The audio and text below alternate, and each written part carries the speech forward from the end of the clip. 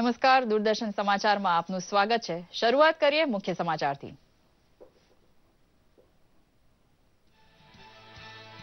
રવિ પાકનું વાવેતર સાચવી લેવા માટે જૂની નોટ વડે બિયારણ ખરીદવાની ખેડૂતોને છૂટ આપતા મોદી સરકારના નિર્ણયને ગુજરાત સહિત દેશભરના ખેડૂતોનો આવકાર।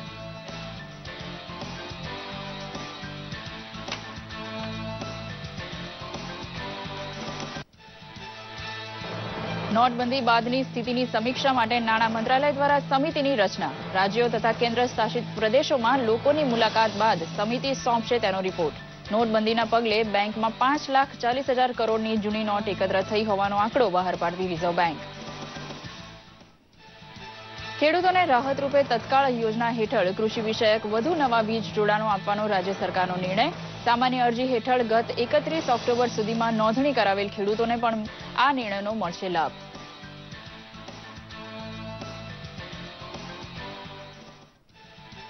સામાન્ય વ્યક્તિનો ઉદ્ધાર એ જ વિકાસનો સાચો માપદંડ હોવાનું જણાવતા આરોગ્ય રાજ્યમંત્રી પંડિત દીનદયાળ શતાબ્દી વર્ષની ઉજવણી નિમિત્તે અમદાવાદમાં બાંધકામ શ્રમિકોને કર્યું ₹1 કરોડના ચેકોનું વિતરણ।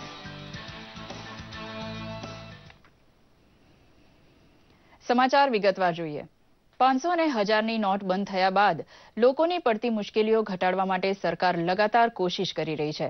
સરકારે ખેડૂતોને મોટી રાહત આપતા જણાવ્યું છે કે ખેડૂત ₹500ની જૂની નોટથી ખેતી માટે બિયારણ ખરીદી શકશે। આ નિર્ણય ચાલુ રવિ સિઝન માટે કરાયો છે।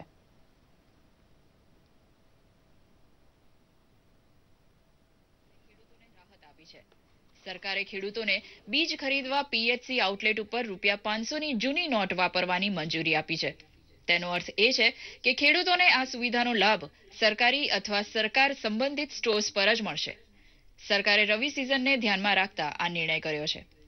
હવે ખેડૂતો રવિ સિઝન પાક માટે ₹500ની જૂની નોટનો કેન્દ્ર અને રાજ્ય સરકાર સંબંધિત આઉટલેટ, નેશનલ બીજ કોર્પોરેશન, નેશનલ કે સ્ટેટ કૃષિ યુનિવર્સિટી તથા ICARમાં ઉપયોગ કરી શકશે। આ માટે ખેડૂતે તેમનું ઓળખ કાર્ડ લઈને જવાનું રહેશે। અત્રે એ ઉલ્લેખનીય છે કે રવિ પાકની વાવણીને ધ્યાનમાં રાખીને સરકારે ગઈ 17 નવેમ્બરે ખેડૂતોની ઉપાડ મર્યાદા વધારીને ₹25,000 કરી હતી। આ ઉપરાંત ખેડૂત કિસાન ક્રેડિટ કાર્ડથી એક વખતમાં ₹25,000 ઉપાડી શકશે। સરકારે ખેડૂતોને તેમના બેંક ખાતામાં પાક લોનમાં દર અઠવાડિયે ₹25,000 ઉપાડવાની પણ મંજૂરી આપી છે। આ મર્યાદા કિસાન ક્રેડિટ કાર્ડ ઉપર પણ લાગુ પડે છે। આ ઉપરાંત ખેડૂતોને ચેક અથવા આરટીજીએસ દ્વારા ખાતામાં રકમ જમા થાય તો તેઓ દર સપ્તાહે વધારાના ₹25,000 ઉપાડી શકશે। સરકારના આ પગલાંથી ખેડૂતોને રાહત મળશે તેમ માનવામાં આવે છે। દૂરદર્શન સમાચાર, અમદાવાદ। બિયારણ ખરીદી માટે ખેડૂતોને ₹500ની જૂની નોટ વાપરવાની પરવાનગી આપતા કેન્દ્ર સરકારના નિર્ણયને ગુજરાત સહિત દેશભરમાં ખેડૂતો આવકારી રહ્યા છે। બોટાદ પંથકમાં કપાસ ઉગાડતા ખેડૂતોને મોટું ચલણ બંધ થતા કૃષિલક્ષી સામગ્રી ખરીદવામાં અગવડ પડે છે। છતાં તેઓ માને છે કે પ્રધાનમંત્રી મોદીએ કાળું નાણું નાથવા લીધેલા આ નિર્ણયથી દેશ વિરોધી કાવતરાખોરોનો ખાત્મો બોલી જશે। નાની મોટી હાલાકીમાં મુકાયેલા લોકોને આ ખેડૂતો સમજણ આપે છે કે નકલી ચલણ ઘુસાડી અર્થતંત્રને પાયમાલ કરતા તત્વોને મોદી સરકારે એક જ ઝાટકે જ પાયમાલ કરી નાખ્યા છે।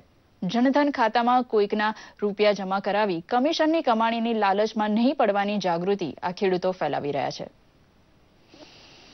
પણ એમ કે આગળ પાછળ એમ કે બધા માણા હોય એને આમ ગરીબ માણાને આમ સારું એમ કે એક જોતા અત્યારે થોડુંક કષ્ટી પડે છૂટાઈની બધી તે ઘરમાં તે પ્રોબ્લેમ પડે પૈસા હાટું લાવવાનું પણ આમ સારું કહેવાય એમ નિર્ણયમાં તો અત્યારે હાલ માટે તો તકલીફ પડે પણ આગળ ઉપર પાછળ માટે સારું છે એમ ગરીબ માણસો માટે સારું છે એમાં ના નહીં સારું છે અને આગી રીતે જાય એટલે બહુ સારું કહેવાય।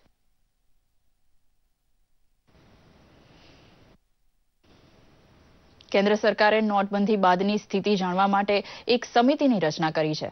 નાણાં મંત્રાલયની એક અખબારી યાદીમાં જણાવાયું છે કે સમિતિના સભ્યો રાજ્યો અને કેન્દ્ર શાસિત પ્રદેશોમાં જઈને લોકોને મળીને સ્થિતિની સમીક્ષા કરશે અને 25 નવેમ્બર સુધીમાં પોતાનો અહેવાલ કેન્દ્ર સરકારને સોંપશે। બીજી બાજુ રિઝર્વ બેંક દ્વારા એનપીએના માપદંડમાં છૂટછાટ જાહેર કરાઈ છે। 1 કરોડથી ઓછી રકમની લોન લેનારને પરત ચૂકવણીમાં 60 દિવસ વધારી અપાયા છે। 1 નવેમ્બરથી 30 ડિસેમ્બર વચ્ચે જે લોન ભરપાઈ કરી દેવાની હતી તેને આ લાભ મળશે। દરમિયાન રિઝર્વ બેંક ઓફ ઇન્ડિયાએ આંકડા બહાર પાડ્યા છે કે ચલણમાંથી પાછી ખેંચાયેલી 500 અને 1000ની ત્રીજા ભાગની નોટ બેંકમાં પાછી જમા થઈ ચૂકી છે, જેનો આંકડો 5,40,000 કરોડ રૂપિયા જેટલો છે. બીજી બાજુ જનતાને વિતરિત કરાયેલા નવા ચલણનો આંકડો 1 લાખ કરોડ રૂપિયાનો થયો છે.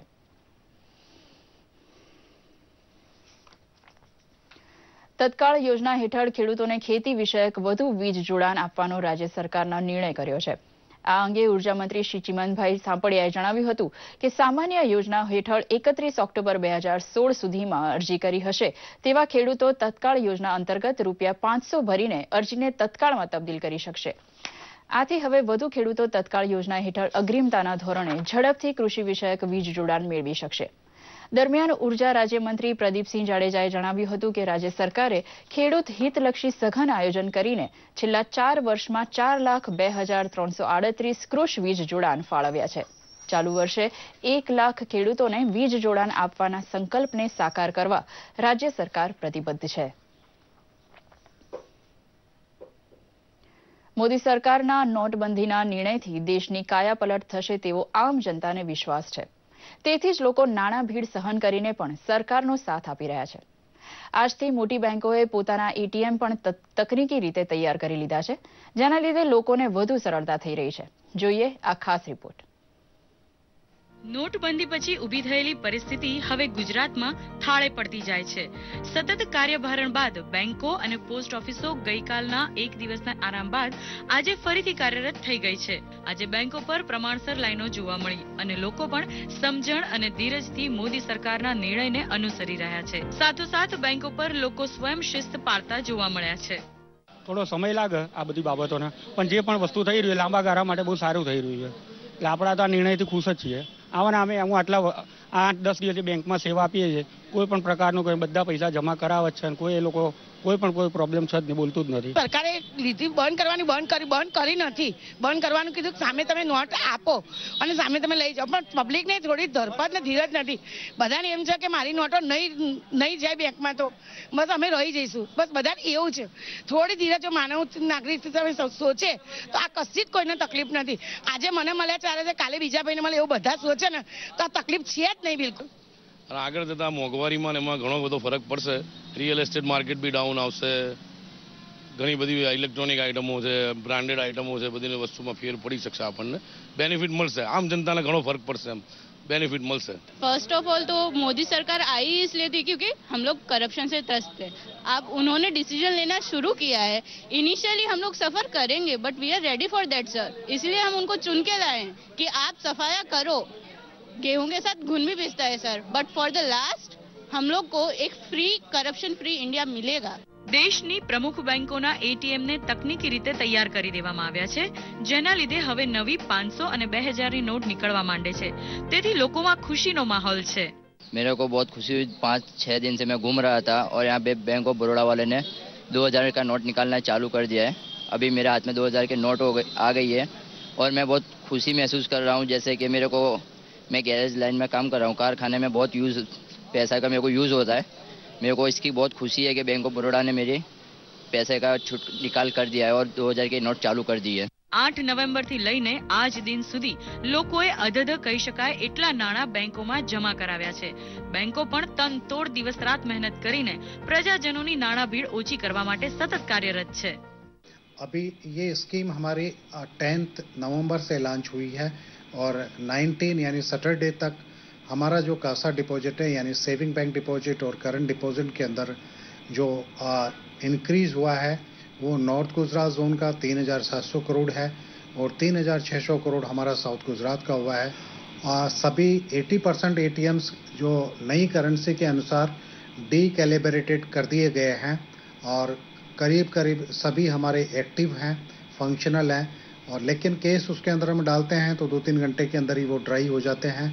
अभी उसके अंदर हम 500 का नोट, 100 रुपये का नोट और 2,000 रुपये का नोट कस्टमर्स के लिए डाल रहे हैं. गुजरात में हमारे पास 4 जोन्स हैं, उसमें 578 शाखाएं हैं. उसमें जो एक्सचेंज करने लोग आए, पहले 4,000 रुपये पर पर्सन, फिर 4,500 हुआ, फिर 2,000 का लिमिट हुआ. उसमें 150 करोड़ का नोट हमने एक्सचेंज किए हैं गुजरात के 4 जोन्स में 10 तारीख से लेके 19 तारीख तक. साथ में जो लोगों ने सेविंग करंट खाते या डिपॉजिट में बढ़ाया है वो करीब 3,000 करोड़ रुपए हमारे गुजरात की 578 शाखाओं में इन 10 दिनों में अमाउंट बढ़ा है। નાણાં બદલાવવા માટે બેંકની બહાર નહિવત સંખ્યા જોવા મળી, એટલે કે લોકોને રોજિંદા ખર્ચ પૂરતા નાણાં મળી ચૂક્યા હશે. જો કે હજુ સુધી પેટ્રોલ પંપ પરથી નાણાં મળવાની જાહેરાત બાદ હજુ સુધી સુવિધા ચાલુ થઈ શકી નથી.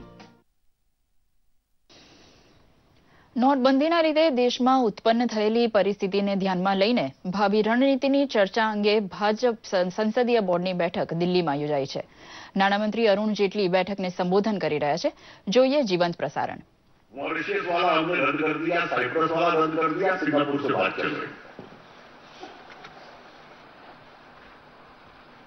उसके बाद 45% पे जिसके पास देश में ब्लैक मनी है जमा कराई है, 45% टैक्स पे। तो एक के बाद एक कदम सारे को उठ रहे थे कि भाई हम आपको अवसर दे रहे हैं कि ब्लैक मनी को समाप्त कीजिए। ज्यादा आपने अब ब्लैक मनी जनरेट कहां से होती है? तो जीएसटी आने से जब सारी ट्रांजैक्शन नेट के ऊपर आ जाएगी, हर खरीदारी, हर मैन्युफैक्चर, हर बेस, हर एवरी लिंक ऑफ ट्रांजैक्शन, और जहां खर्चा करोगे 2 लाख से ज्यादा तो पैन कार्ड लो, तो जनरेशन को भी कठिन कर दो और खर्चा करना है तो स्वाभाविक तरीके से जो टैक्स पेड पैसा है उससे करिए। तो ये सारे कदमों को जोड़ लीजिए। हर साल में ये वो कदम है जो 70 साल को सामूहिक ले लिया जाए तो किसी सरकार में कुल मिला के कुल योग नहीं कर सकता। इंदौर पटना एक्सप्रेस ट्रेन दुर्घटनाની તપાસ માટે સુરક્ષા કમિશનર પીકે આચાર્યએ સ્થળની મુલાકાત લીધી હતી. તેમણે તૂટેલા પાટા અને નુકસાન પામેલી બોગીઓનું નિરીક્ષણ કર્યું હતું. દુર્ઘટના સ્થળની વિડીયોગ્રાફી પણ કરવામાં આવી હતી. રેલવે એન્જિનિયરો અને ટેકનિકલ કર્મચારીઓ સાથે તેમણે વાતચીત કરી હતી. દરમિયાન આ દુર્ઘટના વિશે લોકસભામાં રેલ મંત્રી સુરેશ પ્રભુએ જણાવ્યું હતું કે અકસ્માતની ફોરેન્સિક તપાસના હુકમ બાદ હવે વધુ ગતિ ધરાવતી ટ્રેનમાંથી જૂના ડબ્બા બદલીને આધુનિક કોચ લગાડવાના કામને પ્રાધાન્ય અપાશે. આ દુર્ઘટનામાં મૃત્યુઆંક 146 થયો છે, જ્યારે 200 જેટલા ઘાયલોની સારવાર કાનપુરની રેલવે હોસ્પિટલમાં ચાલી રહી છે.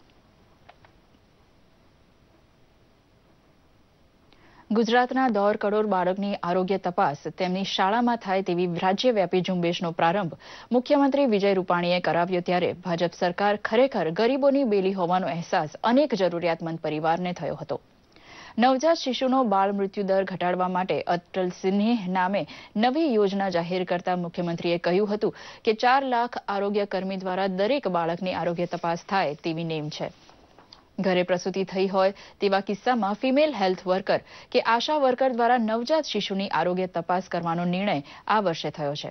30,000થી વધુ પ્રાથમિક શાળામાં આરોગ્ય તપાસ હેઠળ હાથ લાગેલા ગંભીર અને ચેપી રોગના બાળ દર્દીની પૂરેપૂરી સારવારનો બંદોબસ્ત રૂપાણી સરકાર કરશે. બીમાર બાળક પાછળ સારવાર ખર્ચની કોઈ મર્યાદા સરકારે રાખી નથી. મુખ્યમંત્રી વિજય રૂપાણીએ હવે એર એમ્બ્યુલન્સ શરૂ કરવાની વાત પણ કરી હતી. ગુજરાત મકાન અને અન્ય બાંધકામ શ્રમયોગી કલ્યાણ બોર્ડના ઉપક્રમે અમદાવાદના બાંધકામ શ્રમિકોને ₹1 કરોડની યોજનાકીય સહાયના ચેકોના વિતરણનો કાર્યક્રમ રાજ્યના આરોગ્ય અને પરિવાર કલ્યાણ રાજ્યમંત્રી શંકરભાઈ ચૌધરીની અધ્યક્ષતામાં યોજાયો હતો. તેઓએ જણાવ્યું હતું કે રાજ્યમાં 52 જેટલા જેનેરિક મેડિકલ સ્ટોર શરૂ કર્યા છે. જનતાને પોસાય તેવા સસ્તા દરે દવાઓ પૂરી પાડવાના પ્રયાસને આવકાર મળી રહ્યો છે. 25મીથી વાત્સલ્ય યોજના શરૂ થઈ રહી છે, જેમાં જન્મતા બાળકોને જન્મના સમયે ખામી જણાશે તો સરકારી ખર્ચે તેની સારવાર કરવામાં આવશે. આ કાર્યક્રમમાં એન્જિનિયરિંગમાં અભ્યાસ કરતા શ્રમિકોના 86 યુવાનોને શુભેચ્છા પાઠવવામાં આવી હતી. તેમજ બોર્ડ દ્વારા આંગણવાડીમાં કાર્યરત બહેનોને સાડી આપવામાં આવી હતી. ગાંધીધામના કંડલા સ્પેશિયલ ઇકોનોમી ઝોનમાં આવેલી એક ખાનગી કંપનીમાં ગઈરાત્રે લાગેલી આગ વિકરાળ સ્વરૂપ લેતા દોડધામ મચી ગઈ હતી. આ આગ વિસ્તરતા બાજુમાં આવેલી બીજી 2 કંપનીને પણ ઝપટમાં લીધી હતી. જાણકારી મળતા તબક્કાવાર ફાયર ફાઇટરથી 18થી વધુ ગાડીઓએ આગ ઓલવવાનો પ્રયત્ન કર્યો હતો. આ આગના પગલે આસપાસની કંપનીઓમાં ભયનો માહોલ ફેલાયો છે. આગથી કંપનીમાં રહેલો માલ સામાન ભસ્મીભૂત થયો હતો અને લાખો રૂપિયાનું નુકસાન થયાનું અંદાજવામાં આવે છે. આ આગનું કારણ જાણવા મળ્યું નથી, પરંતુ ફાયર ફાઇટરોના જવાનો આગને કાબૂમાં લેવા માટે ભારે જહેમત ઉઠાવી રહ્યા છે. કંડલા સેઝના અધિકારીઓ ઘટના સ્થળનું મોનિટરિંગ કરી રહ્યા છે. આ સાથે જ આ સમાચાર અહીં સમાપ્ત કરીએ છીએ. નમસ્કાર.